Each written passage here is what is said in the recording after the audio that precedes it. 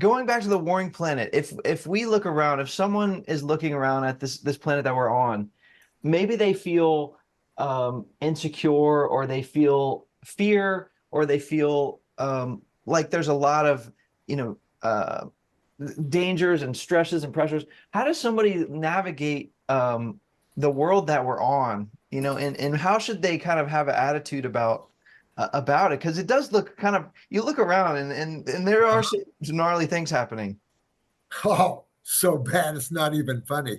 It's you know what? The biggest thing I can tell you is fear. And that's why I say getting alone and getting into the self, your power is yourself. Your power isn't your physical body. Your power isn't your emotions. I mean, it's a certain power, but it isn't your power. Your power isn't your mind. There's always a being that has a better mind or has the ability to control you, like the Greys. If you're not careful with the Greys, they'll get you. So you got to be careful with the visitors called the Greys. So you just have to be careful. But being conscious, nothing can hurt you. Nothing can get behind consciousness, and you have powers that will come out of you that you're unaware of when you're at those levels. I can only tell you that, but they'll come out of you, and beings recognize that, and so they'll stand back. But if you think you're going to out mentally do another being or something like that, outpower them, you might as well forget that. You got beings now coming to this planet that. So take me through that again. So in other words, there's some beings that we can't necessarily mentally outmaneuver, but where do we have where can we have that edge that pull into the now? Pull into the now and open yourself up to pure consciousness. That's all the power of all. Comes right at you. If you have a spiritual guide, they'll flow through that power, and that'll take care of that situation. But if you think you're going to mentally, try to get them or something like that, you have to be careful. Okay.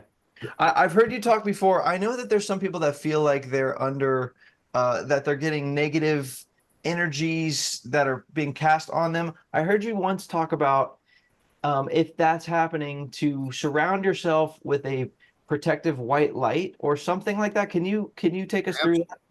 Yeah, if you feel like now I'll give you a classic example. There was my wife was having an argument with this gentleman, which was me and him owned this herb company together. And they were arguing about spirituality. And the next thing I know, this big reptilian come up out of him. Well, I'm sitting there. There's a whole bunch of people over here talking to one of my cancer patients.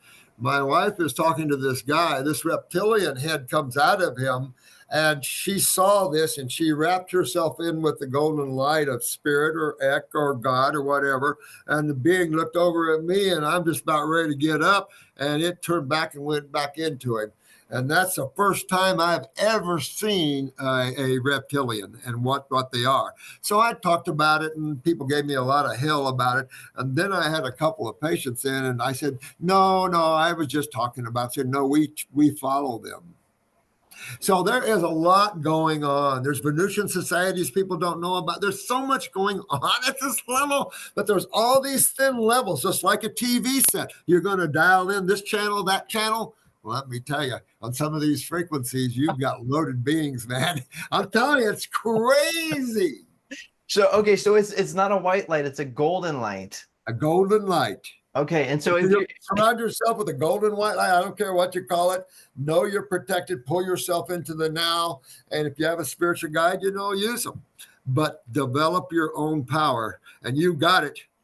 And that is when being conscious. When you're playing in creation, there's always more powerful beings. Let me tell you, there's so many beings. I mean, just look in this physical world. There was this astronomer, and she picked up a handful of sand on a beach, and this was on Nova, and she's pouring the sand out, and she says, for every grain of sand on this planet, and my mind is going, my God, how many grains of sand just in Florida, right? Grains of sand. There's billions of planets. So I have on one of my YouTube videos, I have this picture that comes up. It looks like a sky full of stars, but it's a sky full of galaxies. And these galaxies some have hundreds of planets per galaxy. And I've been following the Hubble people because we've had some NASA people at our seminars. You got some people at NASA wanting to get healthy too, believe it or not. Hmm. So we have this one lady in particular worked on Hubble, and we saw this 3 galaxies, holy crap, chasing each other or following each other. I mean, major galaxies. The Hubble pictured this, and it was like, holy crap. We are just one little rock spinning through space, and there's beings and entities everywhere. And that's just the physical world. What about the astral, which is much bigger? The mental worlds are far bigger than that. I mean, we're just this little speck somewhere, and we think we're so cool. It's like, oh, really?